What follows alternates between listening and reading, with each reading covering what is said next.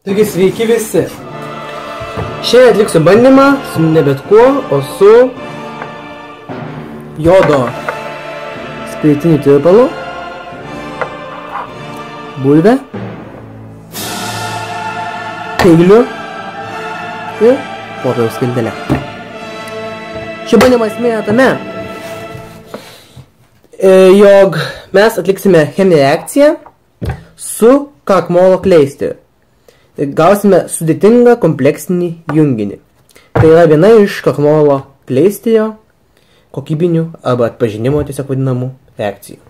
Taigi, pradedame bandymą. Mes perpinime bulvę.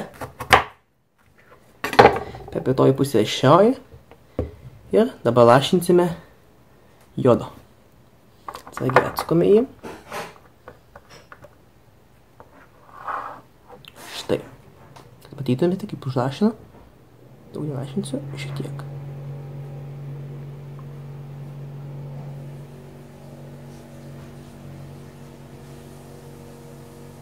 Taip, šiek lašinam. Na, akivaizdžiai prilašinta jodo. Jis taip irgi kinta spalva. Čia to ruda, rusva, o pažiūrėt, kaip pamėlynuos bulvė. Šis pamėlynavimas parodys, kad bulvė yra krakmolo kleisterio. Taigi matote, jog po truputį spalva mėlynuoja. Štai pasklaidysime. Pasklaidant, jeigu nesimato akivaizdžiai, kad čia tampa mėlyna spalva šioji vieta bulvės, tai galima tai akivaizdžiai pamatyti ant popieriaus skiltelės. Matote, šioje pusėje jos plietus, gerus spaudus, pamatysite. Dar šiek tiek.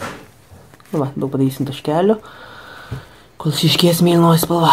Matote, jau pati bulvė pasidarė gan mėlyna pakankamai. Ir važiuokite, va, akivaizdžiai matosi. Mėlyna spalva. Taigi, ką mes čia atgyvinime? Esi nesakau, kokybinė krakmolo atpažinimo krakmolo kleisterio reakcija. Tikiuosi, kad jums akcija buvo suprantama, patiko. Ogi, per daug nežaiskite su jodo tirpalu. Jis gali tapti pageltusiais, kaip tie Simpsonai, kurie turbūt ką tik gimė pateko į jodo tirpalą.